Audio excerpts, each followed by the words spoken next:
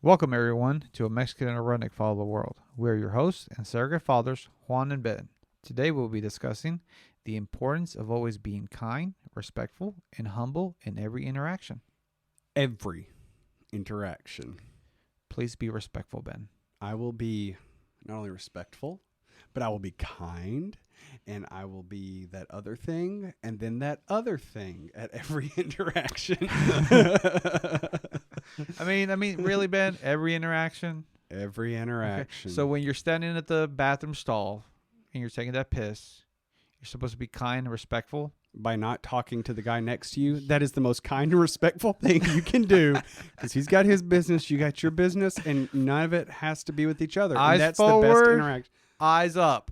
Look at the grout on the tile in front of you. That's You it. admire the tile, you know, and then don't shake too much once you're done. That's it. Just shake once, walk away, wash your hands, 30 seconds, plenty of soap, and then you're done.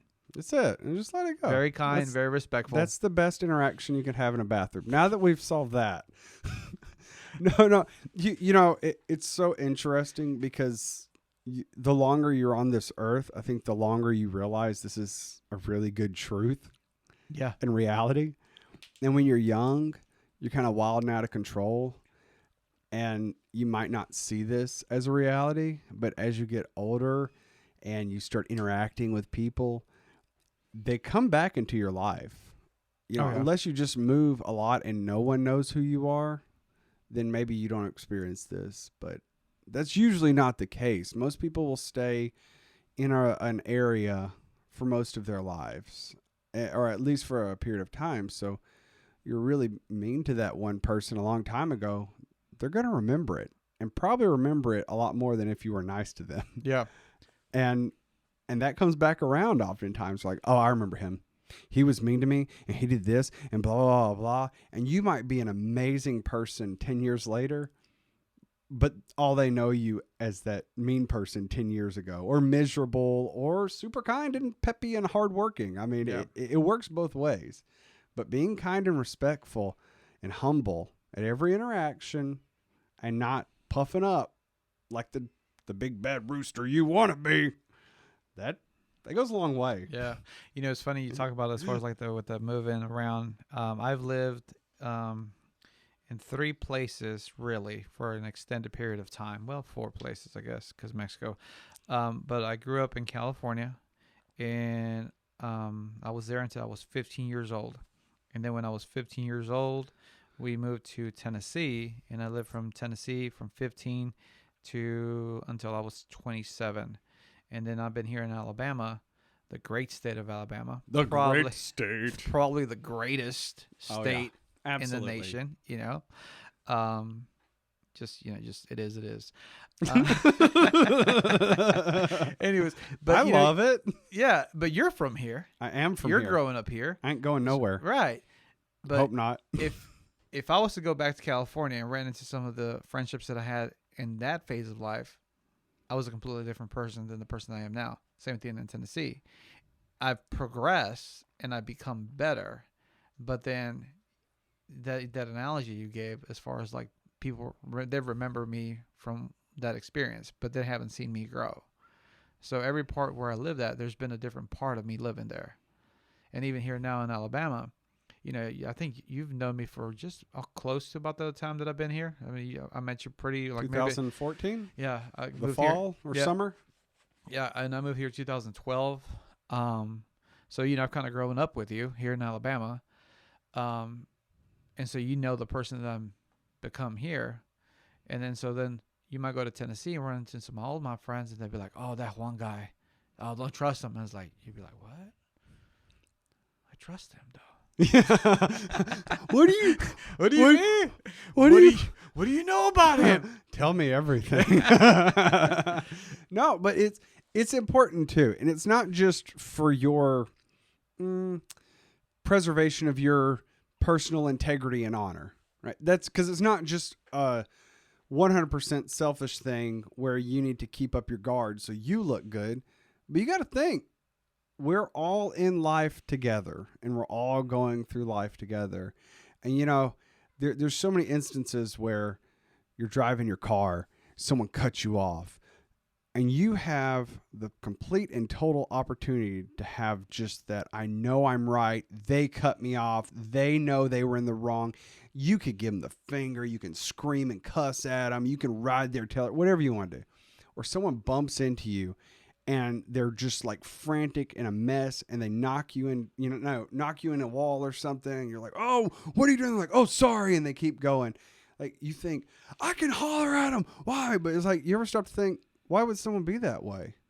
Why would they be bumping into you in a hallway, frantically moving? Mm-hmm. What if they just found out that one of their beloved family members is on their deathbed and they've got 20 minutes to go see them before they die? The doctor's like, look, we estimate that within an hour they're going to be dead. And they're like, well, it's going to take me 40 minutes just to get to that hospital. Yeah.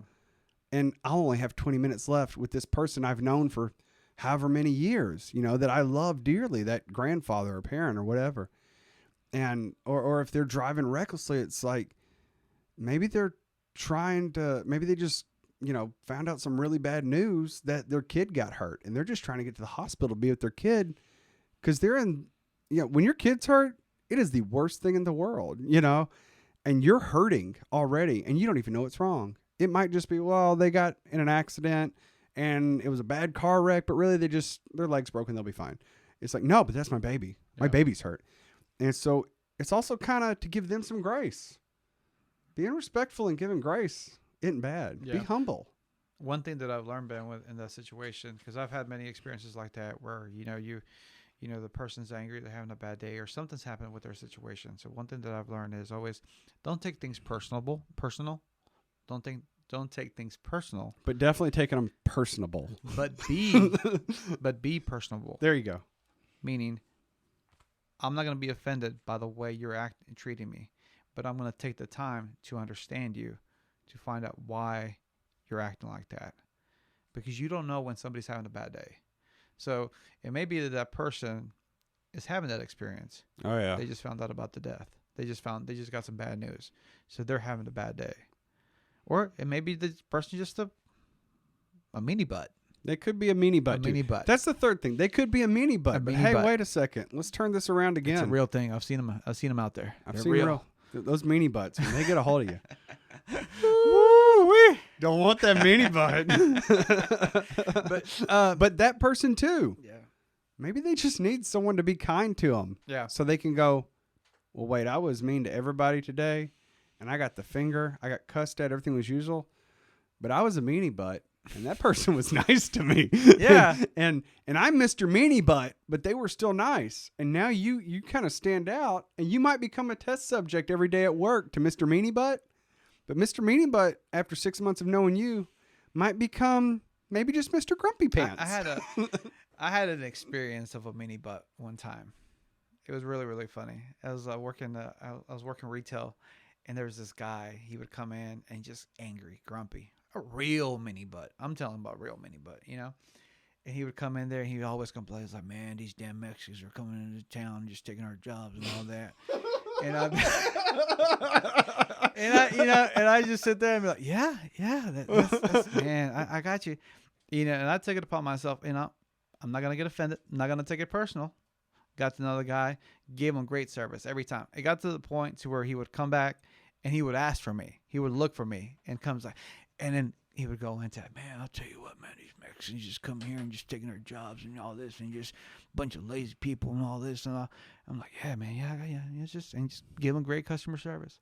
And I think it was like the third or fourth time he finally was like, so, by the way, what's your name? And I was like, oh, Juan Estrada. His face, Ben, it was priceless. It was priceless. Like all that time of just being kind, loving, gentle to him, I broke down his paradigm of what he thought Mexicans should be. And it was, oh, dude, it was great. It was so worth it. It was so worth it. So a big reason why you want to be kind and, and humble is because, man, when they get hit with that truth, it's going to be worth it. It's going to be good. Right. But what you delivered to them in that moment was a gentle truth. Yeah. You were kind, you were respectful, you were humble, you were loving, and you didn't have to be.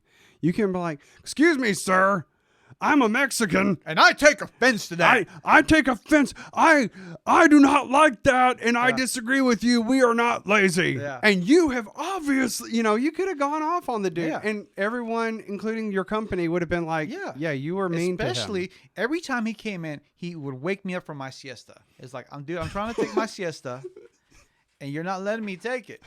So so there was definitely room to take it personal. Man, the Latino community giving us siestas. I don't know who started that, but I love naps. That was, thank you, whatever country started that. It's actually a thing in Mexico. It's a thing in parts of Mexico. And it's so worth it. I mean, it's like you get up early. You got to get up early. The whole city just takes a nap. You take a nap. You just take a break. Middle of the day, the whole town just kind of takes a break. You go and relax, and then because that you get up early in the morning, 5 o'clock in the morning. Okay. And then, but then by noon, 1 o'clock, you're tired because you've done a lot of work. That's also the hottest part of the day and the hottest part of the world. Yes. So you take a little break, you take a little nap, take a little rest, and then in the evening, you're ready to go. How late do y'all like go to bed at like 9 So or y'all stay I up? remember like when in Mexico, we would always have a late dinner. Mm. That was always a thing too. Like we would have a really late dinner, and but at the same time, it's like you're working hard throughout the day, so it's you're burning those calories. Yeah, absolutely. Not like, okay. Not like some 5 o'clock people are eating dinner. I'm like 5 o'clock. It's weird. Anyways. Welcome to your geography lesson for the day.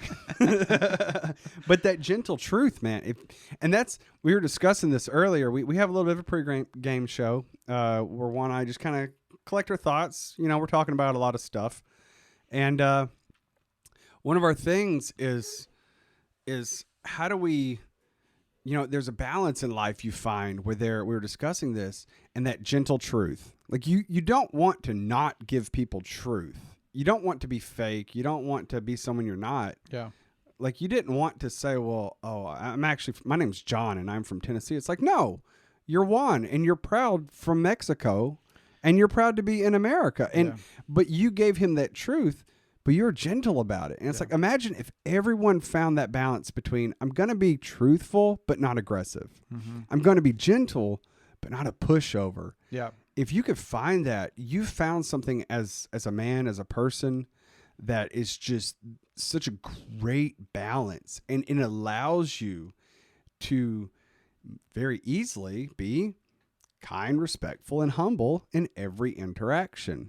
Because you're not trying to fluff up your pride.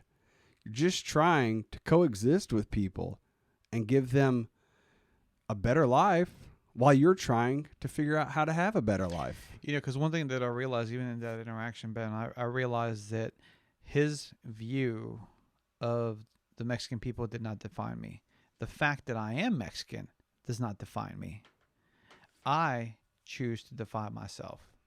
The words that I say about myself, that's what defines me. And am I going to live up to the words that I believe about myself? Or am I going to allow other people to influence me? Which goes back to the humble part. Oh, yeah. Am I going to be humble enough to believe truth, humble truth, and be like, this is the truth that I believe. This is where I'm standing. These are the words that I'm going to abide by, and not let the world influence you into saying who you are or what you should be, or situations influence you to being disrespectful. Because I could have easily been disrespectful in that situation, but I chose not to because I know who I am. But that dude probably to this day, when he thinks of Mexicans, he can't think of all, as he was saying, Mexicans as no good, lazy, whatever he was saying, right? He can't have that impression anymore because now he has a personal first world touch where even if every other Mexican on the face of the planet is bad, there's still one who is good. That one guy. He's a hard worker. I want his service. He's a good guy. He was humble. He was kind. Like you threw a complete and total wrench into his engine of his perception of who Mexicans are. Yeah. And who knows where he is now or what he's doing, but he can't walk around towing that line with complete and total honesty that it's a truth, Oh yeah. like he believed before. Oh yeah. And like you changed his life. And what were you doing? Being kind, being respectful, and being humble at every interaction. Mm-hmm. All right. Well, thank you everyone for listening to A Mexican and a Redneck, Father of the World. We love you and we're proud of you.